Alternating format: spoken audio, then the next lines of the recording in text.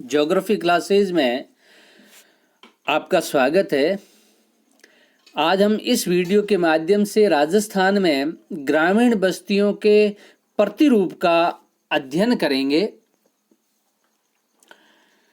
अधिवास प्रतिरूप, सबसे पहले हम सिंपल ये जानने की कोशिश करेंगे कि आखिरकार किसी भी अधिवास का प्रतिरूप हम किसे कहते हैं। तो बस्ती के बसाव की आकृति या उसके बाहरी विस्तार को सामान्य रूप से हम अधिवास प्रतिरूप कहते हैं। यानी कि जो ग्रामीण अधिवास है वह दिखाई देने में उसकी आकृति किस तरह की है और उसकी जो बाहरी आकृति है उसी को ही हम किसी ग्रामीण अधिवास का प्रतिरूप कहते हैं।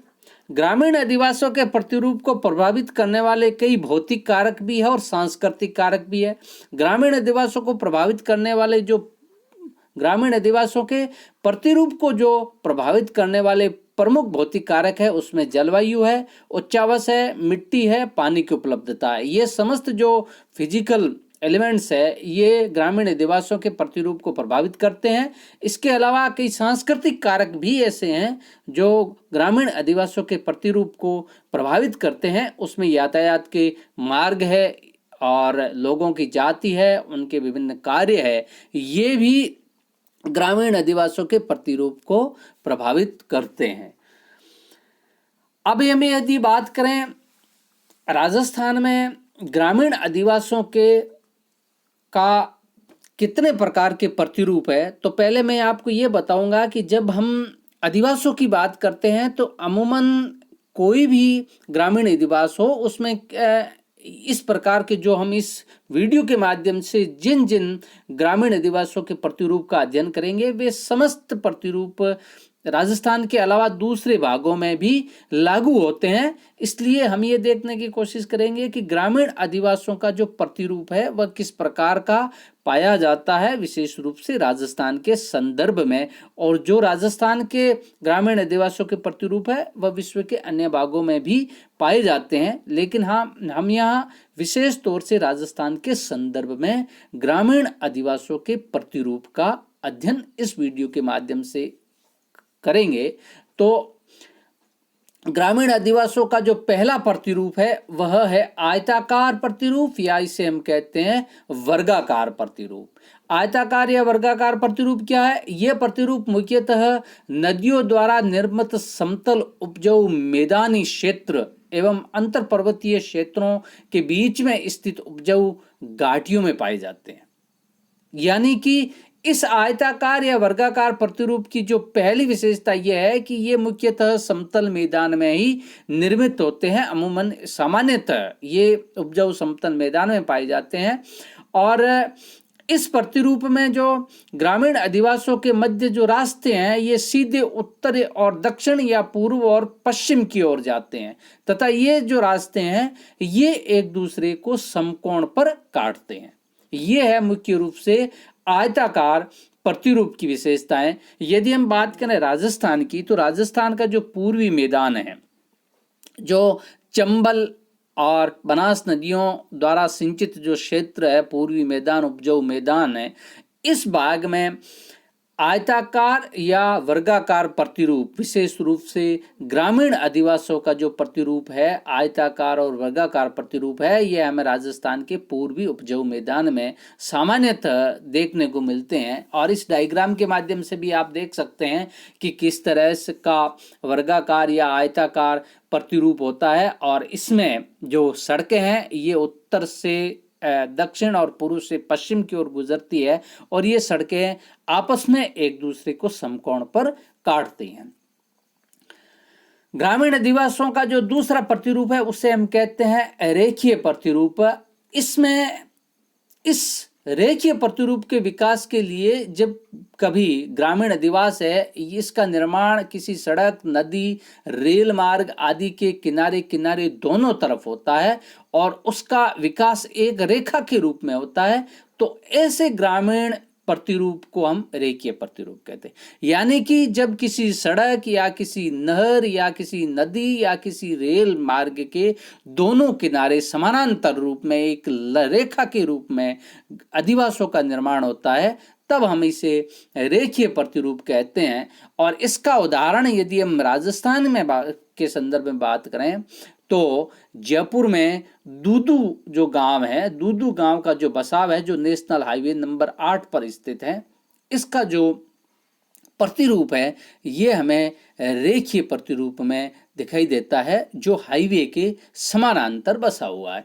और इस डायग्राम के माध्यम से भी आप देख सकते हैं कि किस तरह से एक सड़क है, या इसे हम नहर भी कह सकते हैं, जो भी है, इसके दोनों तरफ समानांतर रूप से अधिवासियों का एक लाइन के रूप में विकास होता जाता है, निर्माण होता जाता है, और ये एक रेखीय प्रतिरूप में परिवर्तित हो जाता है।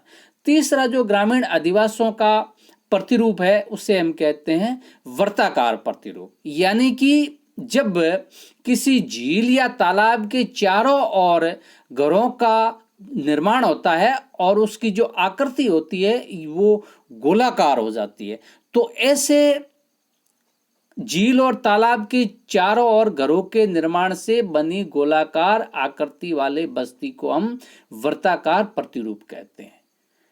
इसे हम अंडाकार प्रतिरूप भी कहते हैं। यानी कि जब हम वर्ताकार प्रतिरूप की बात करते हैं तो इस तरह के प्रतिरूप झील या तालाबों के किनारे सामान्यतः देखने को मिलते हैं, और इनका आकार अंडे के आकार का होने के कारण इसे हम वर्ताकार प्रतिरूप को अंडाकार प्रतिरूप भी कहते हैं।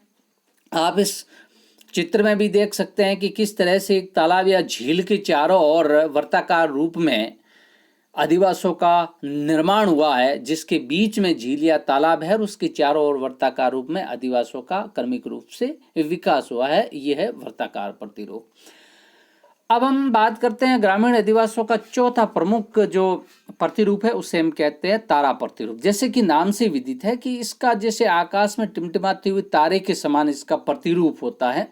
जब गांव के केंद्र से निकलने वाली सड़कें या कच्चे रास्ते के सहारे मकानों का निर्माण होता है तो धीरे धीरे उसकी जो आकृति है ये एक तारे के समान दिखाई देती है। यानी कि जब ग्रामीण क्षेत्रों में उसके बीच वाले भाग में ग्रामीण अधिवासियों का जो संकेंद्रण है या विकास है ज़्यादा होता है, और उसके बाद में धीरे धीरे इसके केंद्र से निकलने वाले मार्गों के किनारे उसके दोनों ओर अधिवासियों का निर्माण होता जाता है, और बीच की जगह है दोनों मार्गों के वो खाली दिखाई देती है। तो इस प्रकार का जो ग्रामीण अधिवास होता है उसे हम कहते हैं तारा प्रतिरूप अधिवास कहते हैं।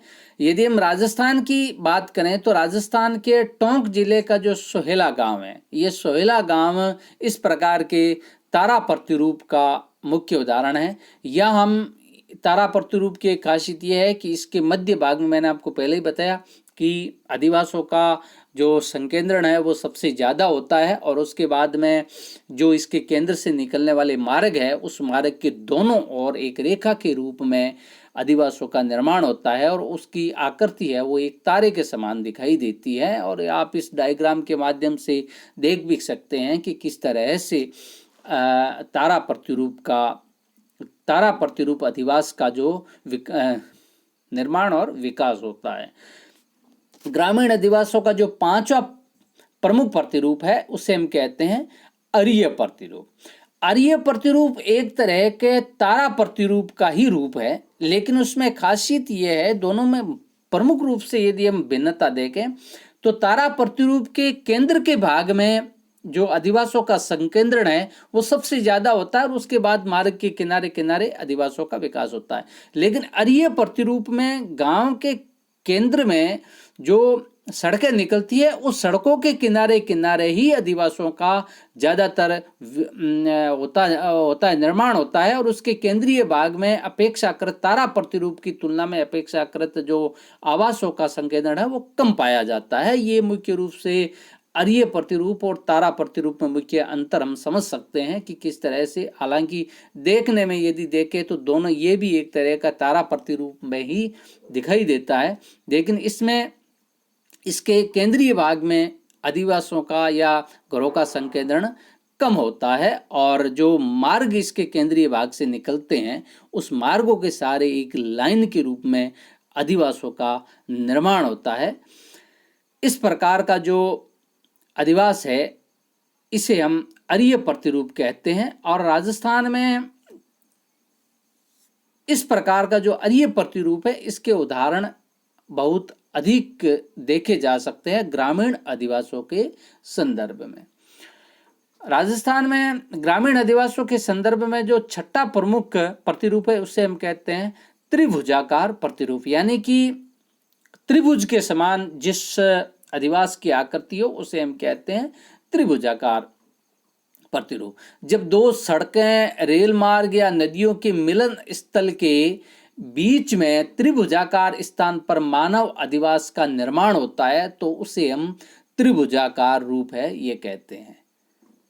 यदि हम जहां एक रेल मार्ग मिलता हो या आपस में सड़क मार्ग मिलता हो, तो इनके बीच वाले भाग में जब ग्रामीण अधिवास का निर्माण होता है तो उसकी आकृति हमें त्रिभुज के समान दिखाई देती है। इसे हम त्रिभुजाकार प्रतिरूप कहते हैं। और राजस्थान की बात करें तो राजस्थान में जो फुलेरा कस्बा है, ये त्रिभुजाकार प्रतिरूप का एक प्रमुख उदाहरण है, जहां से निकलने वाली दो रेल मार्गों के, दो रेल लाइनों के बीच में इस प्रकार के अधिवास का निर्माण हुआ है।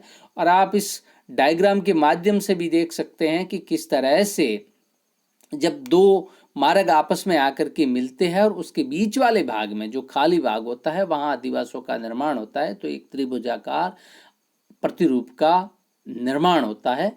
सातवां जो प्रमुख ग्रामीण अधिवास का प्रकार है, उसे हम कहते हैं नाभिकीय प्रतिरूप। जब गांव के मध्य में स्थित कोई सार्वजनिक स्थल के चारों ओर निकलने वाले वर्ताकार मार्ग के दोनों ओर घरों का निर्माण होता है, तो जो ऐसी आकृति वाले अधिवास है, उसे हम कहते हैं नाभिकीय प्रतिरूप वाले अधिवास की श्रेणी में इसे हम रखते हैं। और इस डायग्राम के माध्यम से भी आप देख सकते हैं कि किस तरह से एक जो इसके बीच की खासियत ये होती है कि इसमें गांव के बीच में कोई सार्वजनिक स्थल होता है और इस सार्वजनिक स्थल के चारों ओर ग्रामीण जो उस गांव में निवास करने वाले लोग हैं, वो अपने अधिवासों का निर्माण करते हैं, जिसे हम नाभिकीय प्रतिरूप कहा जाता है। और इस डायग्राम में आप देख भी सकते हैं कि किस तरह से नाभिकीय प्रतिरूप जो अधिवास होता है वो किस प्रकार का होता है, उसकी आकृति किस तरह की होती है।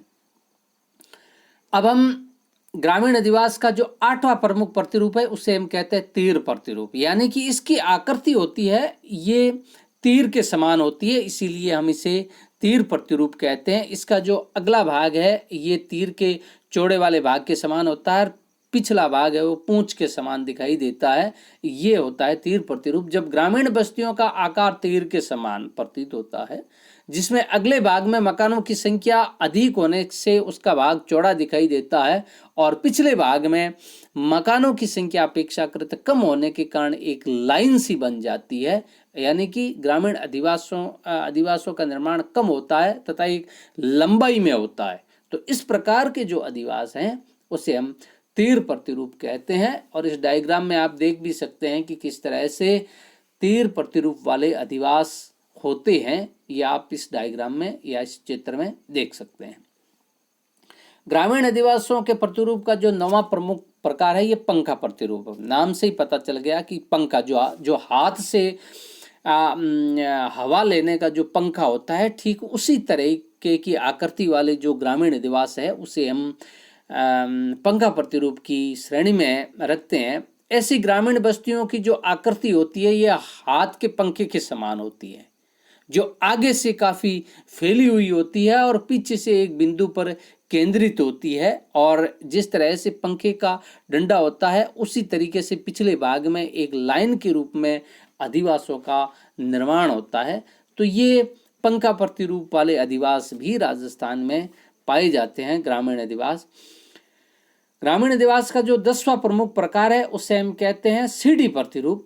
यानी कि जिस तरह से घरों में हम सीढ़ियां बनाते हैं, उसी तरीके के जो ग्रामीण अधिवास आते हैं उसे हम सीढ़ी प्रतिरूप में शामिल करते हैं। और ये जो अधिवास है ये मुख्य रूप से पर्वतीय ढालों या पहाड़ी ढालों पर ही इस तरह के अधिवासों का निर्माण होता है। एक से नीचे, नीचे से ऊपर से नीचे, फिर ऊपर, फिर ऊपर, इस तरह से ऊपर से नीचे की ओर क्रमशः एक सीढ़ी नुमा आकृति में मानव आदिवासियों का जो निर्माण होता है पहाड़ी ढालों या पर्वतीय ढालों पर, उसे हम कहते हैं सीढ़ी नुमा प्रतिरूप वाले ग्रामीण अधिवास। जब पर्वतीय ढालों के सारे मानव अधिवास ऊपर से नीचे की ओर इस तरह बसे हुए होते हैं कि उनकी पंक्तियां सीढ़ी के आकार के समान दिखाई देती हैं, तो ऐसे ग्रामीण अधिवासों को सामान्यतः सीढ़ी नुमा प्रतिरूप वाले अधिवासों की श्रेणी में शामिल करते हैं। और राजस्थान में यदि हम बात करें तो अरावली पहाड़ियों के ढालों में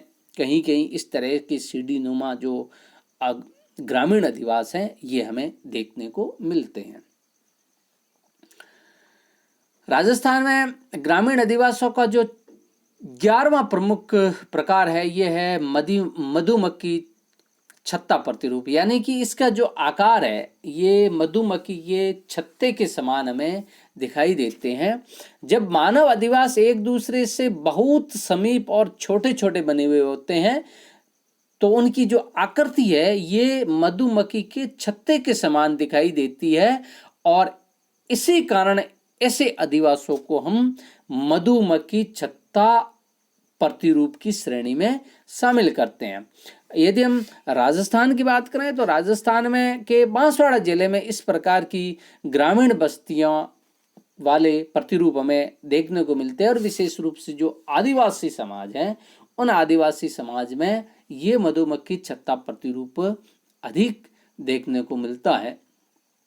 राजस्थान में ग्रामीण अधिवासियों के प्रतिरूप का जो 12वां प्रमुख भाग है वह अर्धवर्ताकार प्रतिरूप है। एक हमने पहले पढ़ा था वर्ताकार प्रतिरूप, जो किसी झील या तालाब की चारों ओर अंडाकार आकृति में इस तरह के अधिवास का निर्माण होता है, लेकिन ये किसी झील के एक भाग के किनारे या किसी तालाब के जब एक किनारे पर गोलीय आकृति में इस तरह के अधिवासों का निर्माण होता है तब हम इसे अर्धवर्ताकार प्रतिरूप में शामिल करते हैं। मतलब कि जब किसी झील या तालाब के किनारे पर बस्तियों के निर्माण से जो एक अर्धवर्ताकार आकृति का निर्माण हो जाता है तो इस अर्धवर्ताकार आकृति के आधार पर ही हम ऐसे ग्रामीण अधिवासों को अर्धवर्ताकार प्रतिरूप वाले ग्रामीण अधिवासों की श्रेणी में शामिल करते हैं। आप इस चित्र में भी देख सकते हैं कि एक नदी का जो मियांडर है, यानी कि जो घेरे नुमा मियांडर, यानी कि बल खाती हुई जब नदियां बहती है तो उसके किनारे पर जब एक किनारे पर ग्रामीण अधिवासों का निर्माण हो जाता है जिसकी आकृति देखने से अर्धवर्त के समान दिखाई देती है तो उसे हम अर्धवर्ताकार प्रतिरूप में शामिल करते हैं। और ये इस डायग्राम में आप देख भी सकते हैं कि एक नदी के मियांडर के एक भाग में किस तरह से अर्धवर्ताकार रूप में ग्रामीण अधिवास या बस्ती का निर्माण हुआ है।